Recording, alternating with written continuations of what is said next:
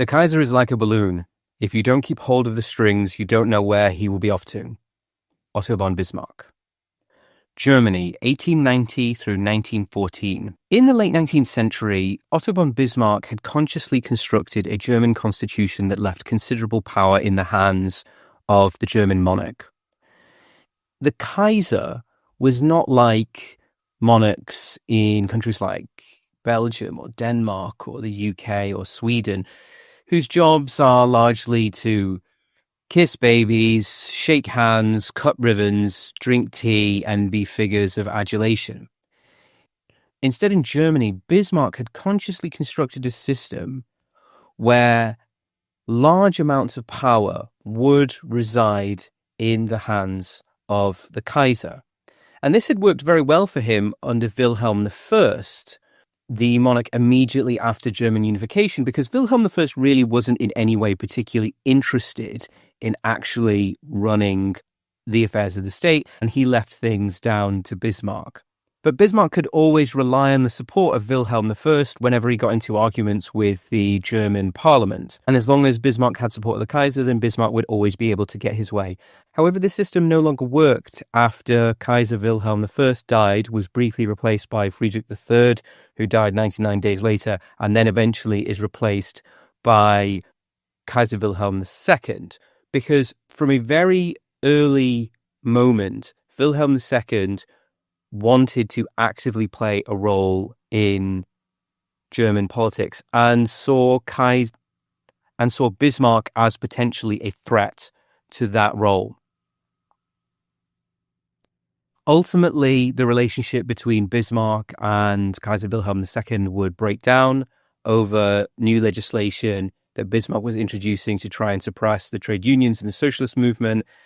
Wilhelm II would use this as his opportunity to dismiss Bismarck, not out of any particular love for trade unions or the socialist movement, but because he didn't want his reign to start with blood on the streets and German soldiers shooting German civilians for protesting. He wanted to be popular, and this desire for popularity would be one of the things that really defined Wilhelm II's time in office. After the long period of Wilhelm I and then of Bismarck, Germans were feeling both incredibly optimistic, but also wanted something kind of new.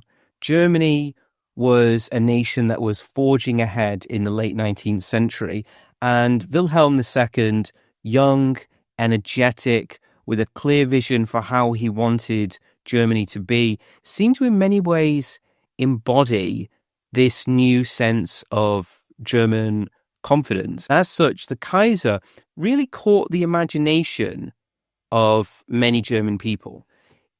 In many ways, he was quite like this new German state. Young, energetic, aggressive, very keen on modern technology. He made a point of drawing a contrast between himself and Wilhelm I and also Bismarck. He traveled around Germany.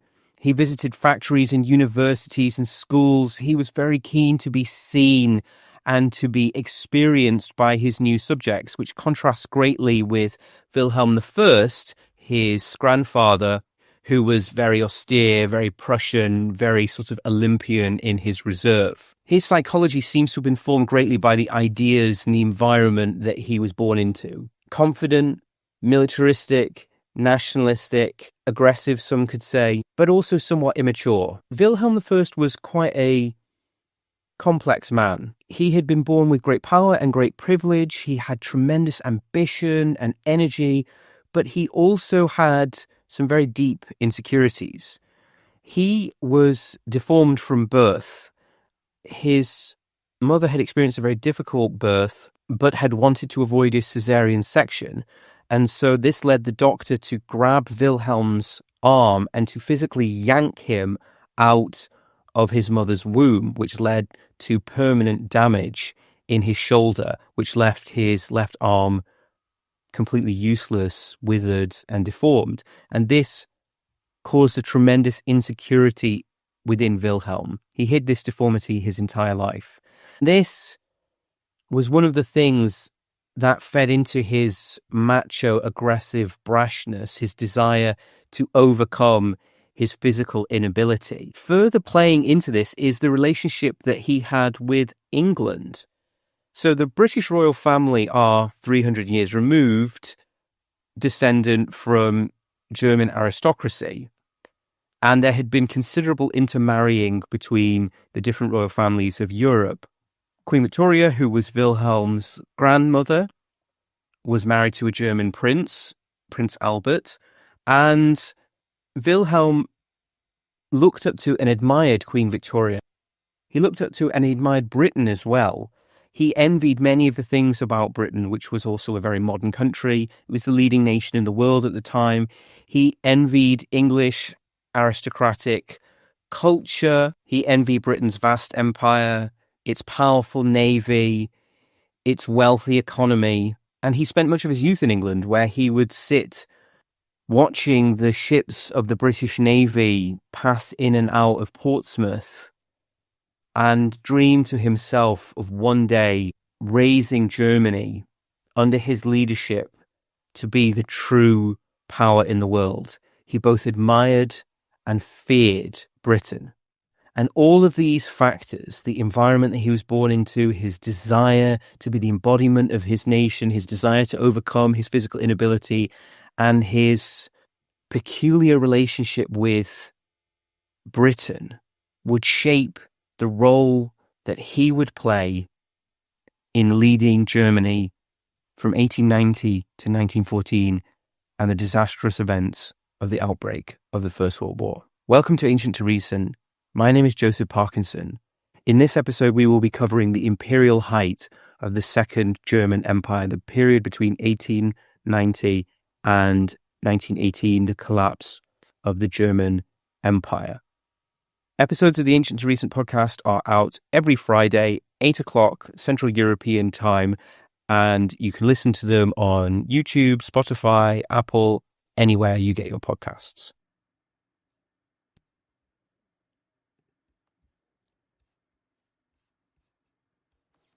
In the late 19th century, Germany was racing ahead. New trams and glittering department stores could be seen in Berlin, a city that by 1905 had risen to having a population of 2 million people. The German economy was experiencing massive growth. Between 1895 and 1900, it increased by a third. Exports went through the roof. Hamburg became the third busiest port in the world.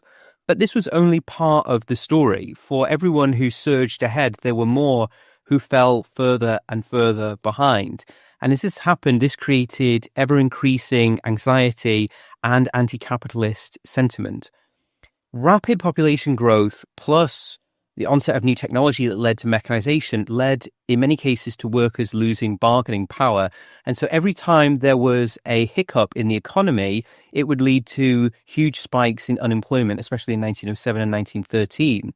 The inability of German workers to bargain meant that wage growth actually stagnated for many people and fell behind wage growth in places like Britain and France, even as the German economy grew. And a lot of people started to ask questions, where is the wealth actually going? They can all see that Germany is becoming richer and more technologically advanced and more prosperous, but it's actually not trickling down to help normal people. Germany had a growing super rich population, a booming banking sector, and this led to resentment that expressed itself as socialism on the left, which is perfectly reasonable, and anti-Semitism on the right, which is perfectly unreasonable. One of the groups that suffered the most was rural workers, who saw that new technology led to ever-increasing levels of production, which therefore led to falling prices. And they became an especially motivated source of resentment against changing society. A lot of people saw a way out of this through imperialism. You had the foundation of the German colonial society at this time, and you had a sense that Germany was being left behind. France and Britain had these huge colonial empires, and that's really what defined a country as being successful. if Germany wanted to be a truly powerful nation, it needed a colonial empire, so the argument went. Plus, it was also assumed that by acquiring land overseas, this would provide export markets for German companies. It would provide a place where Germany's export population could be resettled, and it would also provide the raw material that Germany desperately needed for its growing industries. Bismarck was replaced by someone called Leo von Caprivi.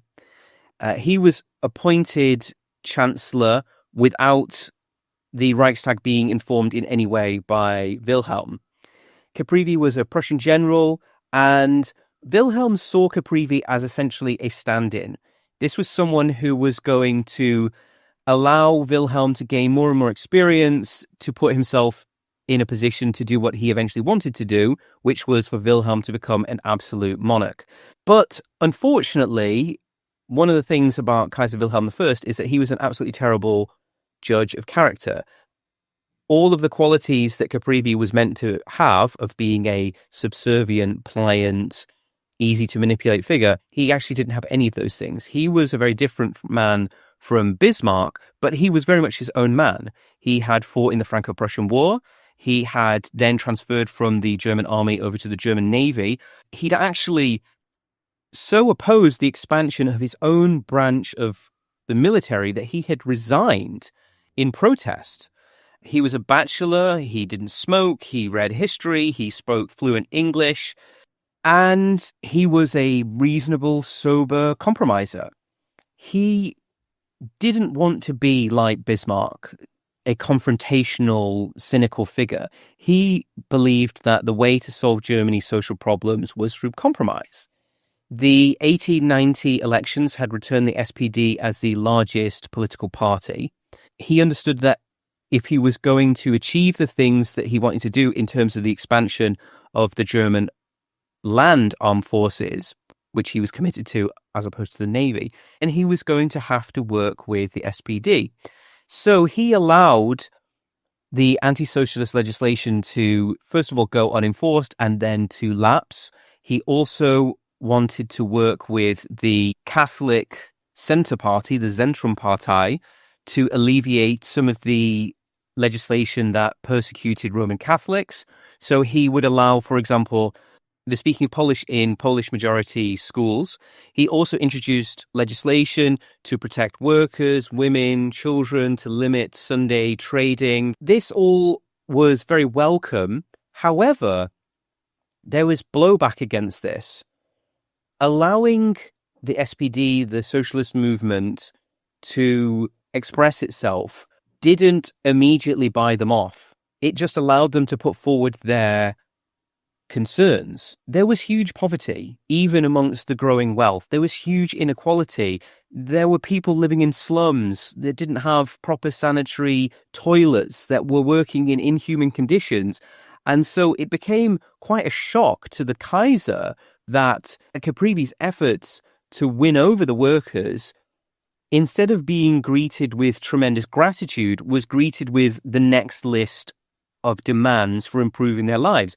Plus, on top of this, the ability of the trade unions and the SPD to express themselves led to increased rises in strikes, in social unrest, in conflict with industrialists, which then led to counter-strikes, which then led to anti-socialist sentiment rising, fighting on the streets, and rising tension. This created a sense of anarchy that was very unwelcome amongst the German conservative establishment, who thought that Caprivi was compromising with socialist rabble-rousers. At the same time, Caprivi struggled to deal with Germany's foreign policy at this time. Bismarck had negotiated a series of Byzantine treaties, secret treaties, especially with Russia, in terms of mutual defense. Caprivi couldn't publicly announce that he was going to renew them, or at the same time allow them to lapse, because allowing them to lapse would drive Russia into the arms of France, but renewing them would potentially alienate Austria, both of which he required. Now, if you are a generational genius, as Otto von Bismarck was, you can square the circle, but it was unfortunately beyond Caprivi. In 1893, there was further success for the SPD, which led to further demands, further power, further disruption, and Caprivi's inability to buy off the SPD with new legislation in return for the passing of an increase in the budget for the German armed forces. By this point, Kaiser Wilhelm II, who had been so determined to win the approval of the workers, became bored with the endless demands, the turmoil, the bargaining, the buying people off even to be greeted with another list of demands tomorrow. So he decided to sack Caprivi. Both Bismarck and Caprivi had failed to do the one thing that was really required of them, which was to unify the German people. Wilhelm became increasingly convinced that the solution to this problem was to look out of Germany, was to look externally, was to look at the acquisition of a colonial empire.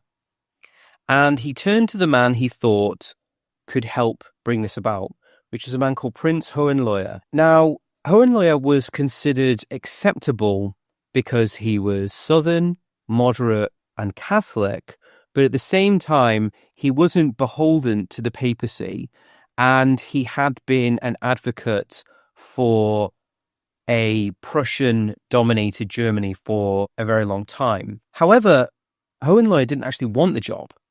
He saw the task as being essentially impossible. He'd previously been the governor of Alsace-Lorraine, where he would done a reasonable job, not particularly brilliant, but his mediocrity was one of the strengths that the Kaiser saw in him, because ultimately the objective the Kaiser had was the creation of an absolute monarchy, and so Hohenlohe wasn't someone who was going to stand up to him as the Kaiser thought. Hohenlohe is charged with passing new anti-socialist legislation through the Reichstag, but this is a Reichstag where a quarter of its delegates are SPD members, and at every single election, the SPD gets bigger and stronger and more confident. The legislation is put to the Reichstag and is defeated, and this leads the Kaiser to fly into a rage and to even actually consider a military coup. Hohenlohe explains to the Kaiser that the end result of this will be a civil war. So the Kaiser, a man who had appointed Hohenlohe to be a pliable tool, ends up having to back down when confronted with Hohenlohe. The Kaiser couldn't force through legislation, but what he could do was he could appoint ministers. In the German system of government, the ministers were not responsible to the Reichstag, they were responsible to him as the emperor. And so he began the process of placing high up within the German state people he believed would carry out his will. And one of these people was Bernhard von Bülow, who is appointed in 1897 to be the Secretary of Foreign Affairs. And he was basically instructed to create a vast navy and to begin the process of constructing a colonial empire. He was joined in this by Alfred von Tirpitz, who is the head of the navy, and they presided over the rapid expansion of the German navy, which began the tension with Britain. Now, Bismarck hadn't been keen on Germany building a colonial empire, but the reason he went along with it is that he needed the support of the German nationalists and the German conservatives, who were themselves very keen on this if he was going to pass legislation in the teeth of opposition from the SPD.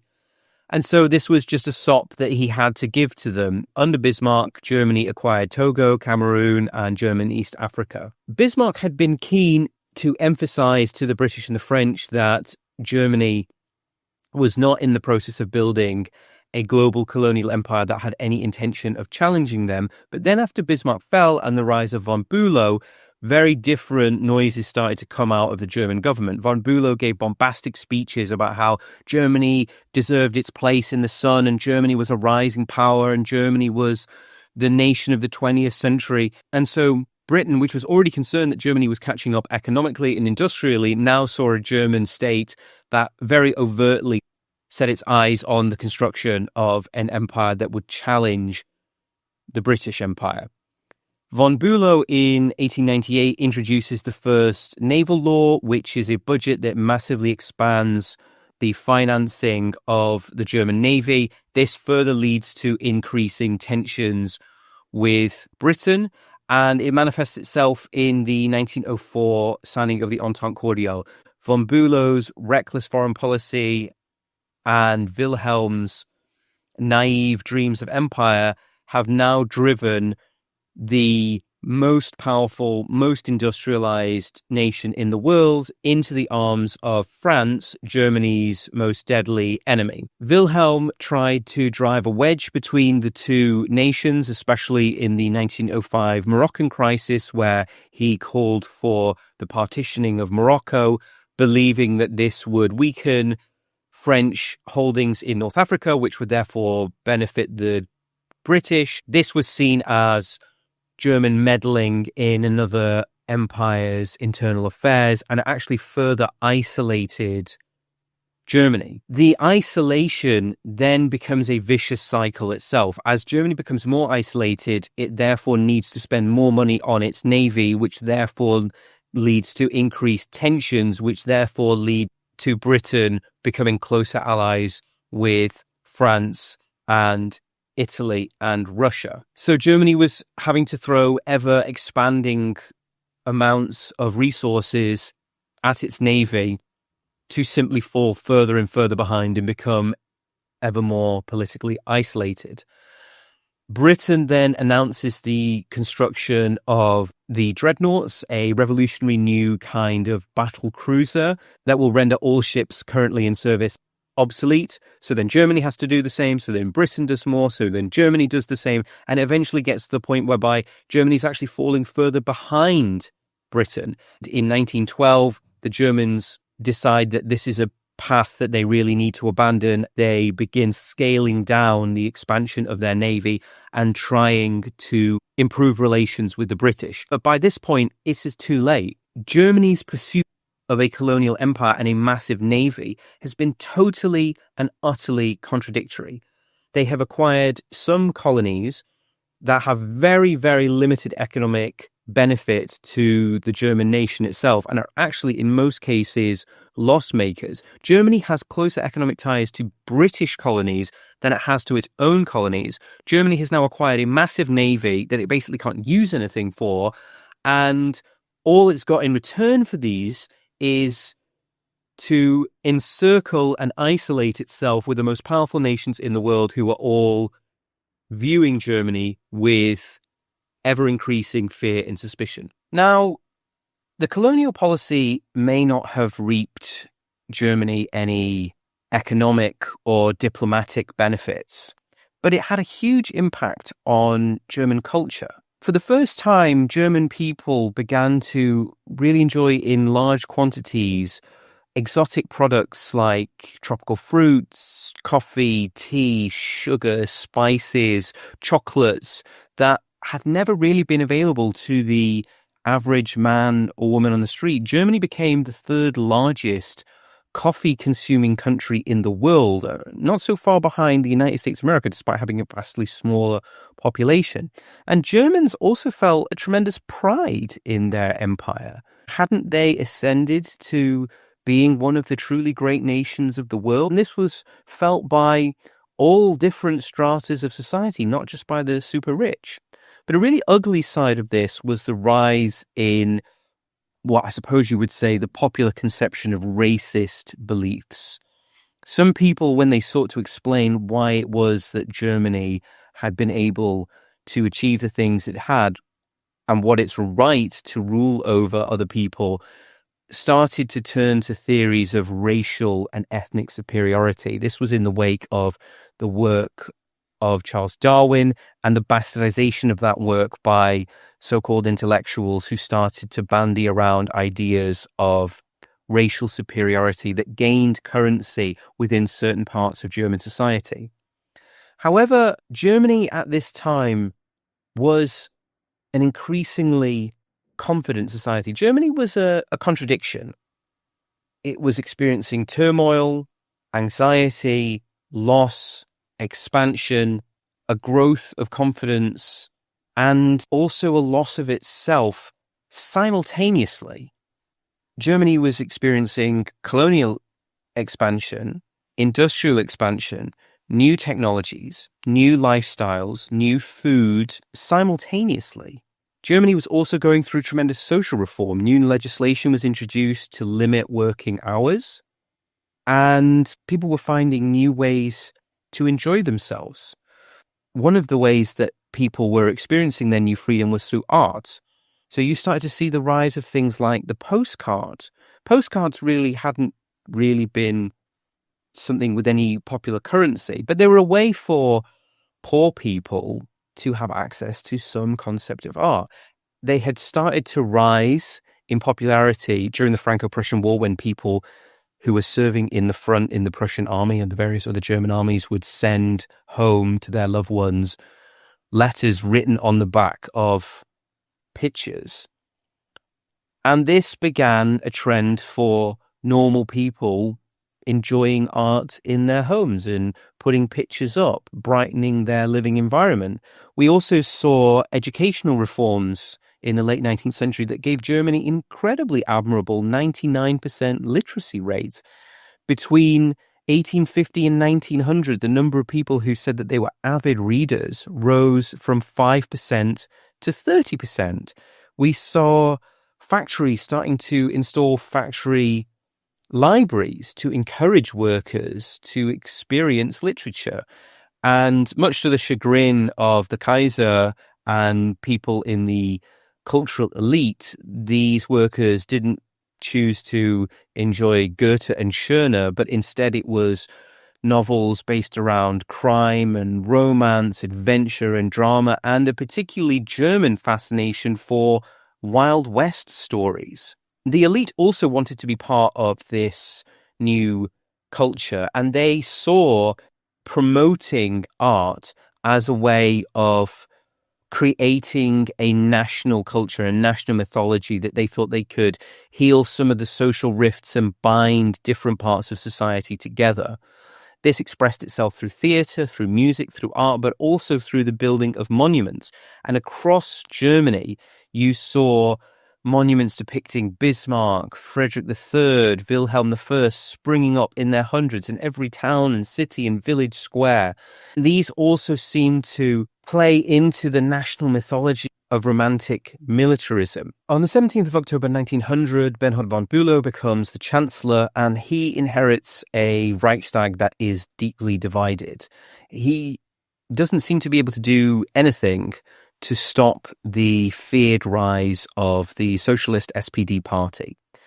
Bülow has to unite the other political parties in order to allow for the passing of budgets to fund the military, especially the Navy. But military expenditure is mushrooming out of control, and no matter how much money is thrown at the armed forces, it always requires more. Now, there's no disagreement within Germany that the Navy should be expanded, but there is constant disagreement as to how to finance this expansion. And so Bülow decides to introduce tariffs on food imports in 1902.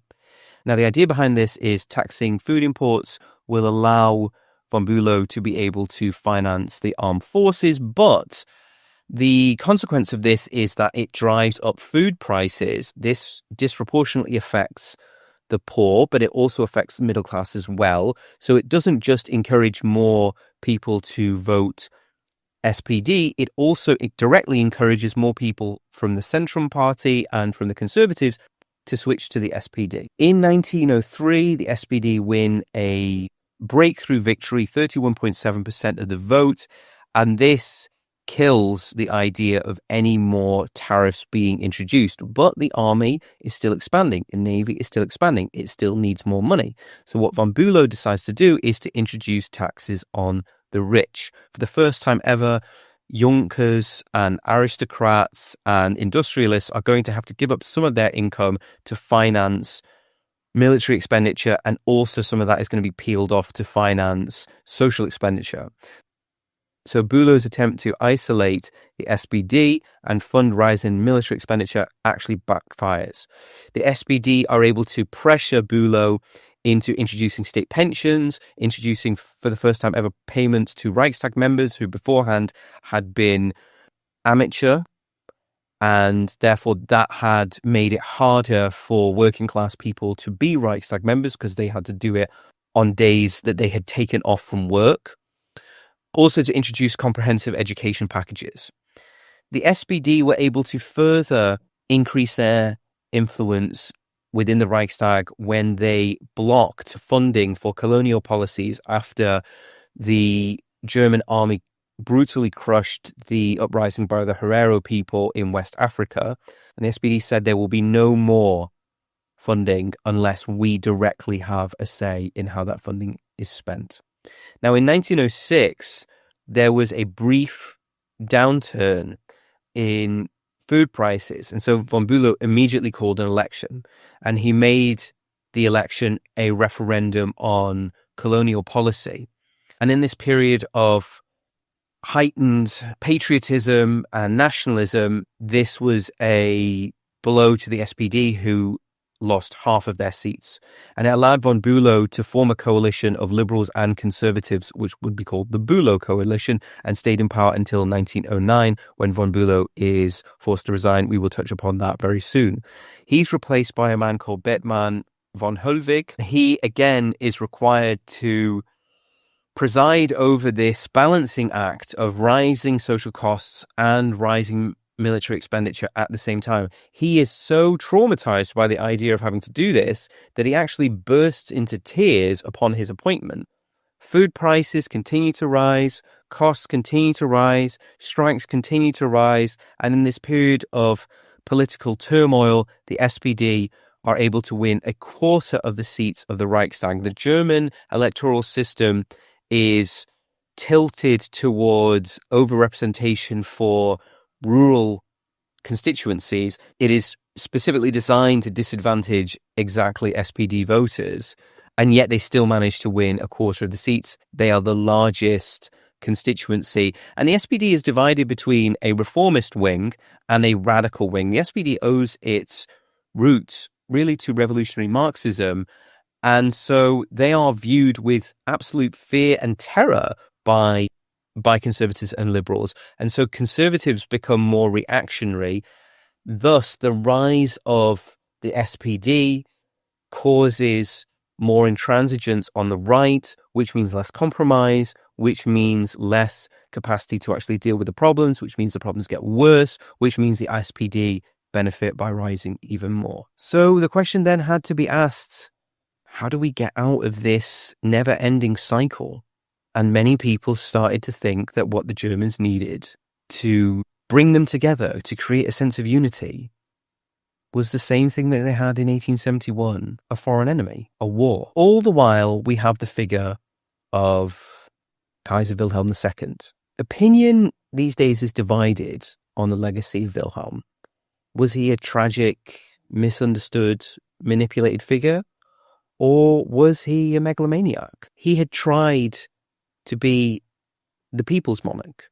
He had been the Reiser Kaiser, the traveling emperor, the man who couldn't wait to show his face at every school and hospital and factory and shake hands and do whatever he could to bring society together, even when so often his instincts as to what to do were so misplaced. He was a figure who often shot from the hip, who spoke from the heart, and who would find himself giving a speech that he hadn't planned on giving, that he hadn't written, that he was making up on the fly in front of some crowd of bemused workers or students. The most notorious of these was when he was addressing troops who were being deployed to China to crush the Boxer Rebellion. And he notoriously referenced the Huns, the forces of Attila the Hun in the late Roman Empire, saying that the German soldiers in China should show no mercy, take no prisoners,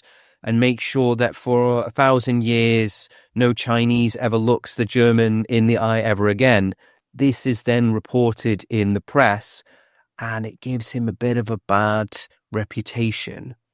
You can imagine the scene of advisors running around trying to tell some bemused journalist, well, the Kaiser actually meant to say this when he was saying, yeah, go to China and go absolutely berserk on Chinese civilians. What he really meant was, this is a tremendous source of embarrassment. But Kaiser Wilhelm is still a popular figure, and republicanism is very much a fringe phenomenon. However, despite his avuncular character, despite his capacity to put his foot in his mouth, none of this ever seems to have any really long-lasting damage to him. He's just viewed as, oh, there's Kaiser Willie being a bit of a character again. There's a bit of a roll of the eyes.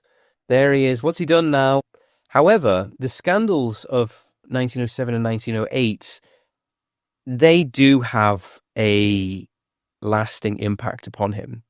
In 1907, there's something called the Eulenburg scandal, where a journalist called Maximilian Harder accuses Kaiser Wilhelm of being a pacifist and also accuses him of being part of a secret homosexual society that is throwing gay orgies that the Kaiser is apparently participating in. Wilhelm was always someone who was very aware of his public depiction. He cared a lot about what people thought of him. He would scan the newspapers for hours and hours, seeing how his speeches, how his appearances had been written up, who'd said nice things about him, who'd said bad things about him. And so he was furious at this.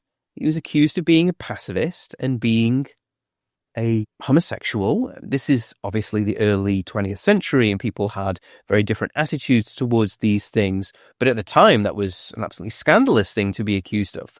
And so he sued the journalist Maximilian Harder for daring to say these things about him.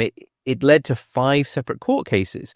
But for some reason, the stench seemed a little bit harder to scrub off this time. And one of the things that Wilhelm decided to do to distance himself was he dismissed some of his closest and most trusted civilian advisors. Shorn of these supporters, he now needed to find a new support network. And he found that amongst the officer corps, amongst the German military high command, who were themselves deeply steeped in ideas about Germany's strategic weakness, its impending supposed collisions with Russia and France, the inevitability of conflict with these nations, and the desirability to be aggressive in dealing with Germany's strategic problems. Kaiser Wilhelm is surrounded by people who are absolutely convinced of the necessity of an even more aggressive foreign policy and of military action as a way out of Germany's difficulties. Whilst Wilhelm was still reeling from the Oldenburg scandal, another scandal broke. In 1908, a British newspaper called the Daily Telegraph published an article which was based on a private conversation that Wilhelm had had. Wilhelm had been on holiday in England with a gentleman called Edward Montague Stuart Motley, and he had spoken at great length about Anglo-German relations. Motley had written this up and sent a copy to the newspaper. Well, the Daily Telegraph wasn't going to publish the words of the German emperor without the approval of the German government, so the Daily Telegraph sent the interview to the German government in Berlin. Well, the Kaiser, burned by his previous experience, decided that he didn't want to have anything to do with it, and he would leave it to von Bülow. Von Bülow was on holiday, so this was then passed to another advisor who was also on holiday. So it was then passed to the desk of a junior clerk. And this junior clerk took one look at this and thought, well, I'm not in a position to alter the words of the German Kaiser. So he sent it back to the Daily Telegraph and said, publish as is. These are the words of the German Kaiser. You go ahead and publish unedited. This was absolutely explosive. In this interview, Wilhelm had said that the English were mad, that he was responsible for winning the Boer War for the British, that he had prevented intervention in South Africa in the Boer War by Russia and France, that German foreign policy in the Far East was aimed at stopping aggression and expansion by Japan, that the German people were overwhelmingly Anglophobic, but this just about managed to go through the tick list of annoying everyone, absolutely everyone, from the Tsar of Russia to the President of France to the Prime Minister of Britain to the King of Britain to the Emperor of Japan. He managed to annoy just about everyone who's anyone. This shattered the relationship that Bülow had with the Kaiser, and it led to Bülow resigning. The Kaiser is now reeling from these two scandals, and the second one especially hurt him because he felt that he'd done nothing wrong. He'd had a private conversation. He had decided, I'm not going to touch this. This has been sent to the German government. I won't interfere. People complain about me interfering. Okay, you don't want me to interfere? Right, I'll stay out of it. You deal with it. He trusted the people around him, and they had let him down so much. He was absolutely shocked by the negative press that came his way. The final straw came at a hunting party. He was with his new pals, the militarists of the German High Command that he was now hanging out with. He was drawing on them for their advice. And he's at this party, and he's quite glum. He's quite downcast. One of the German officers, who's a gruff old infantry commander called Dietrich von Hülsen-Hessler, decides that he wants to cheer up his beloved Kaiser. He slips out of the room and he slips into something a little bit more comfortable, which is a pink ballerina's tutu. And he comes into the room full of German officers drinking and talking, and he starts twirling and cavorting and curtsying in this pink ballerina tutu. Everyone in the room finds this outrageously funny. First, the glum Kaiser cracks a smile, then he starts to chortle, then he starts to laugh, then he's roaring with laughter, and everyone in the room is rolling around laughing at how ridiculous and absurd this scene seems to be, until this old, portly German infantry commander suddenly stops still, grabs his heart, collapses onto the floor, and dies. And all of a sudden, a bunch of people who have just been accused of being part of a homosexual cabal that engage in gay orgies are now going to have to explain why a German infantry commander has died whilst wearing pink lingerie in the presence of the Kaiser. And they all just sit there in silence. What are we going to tell the press?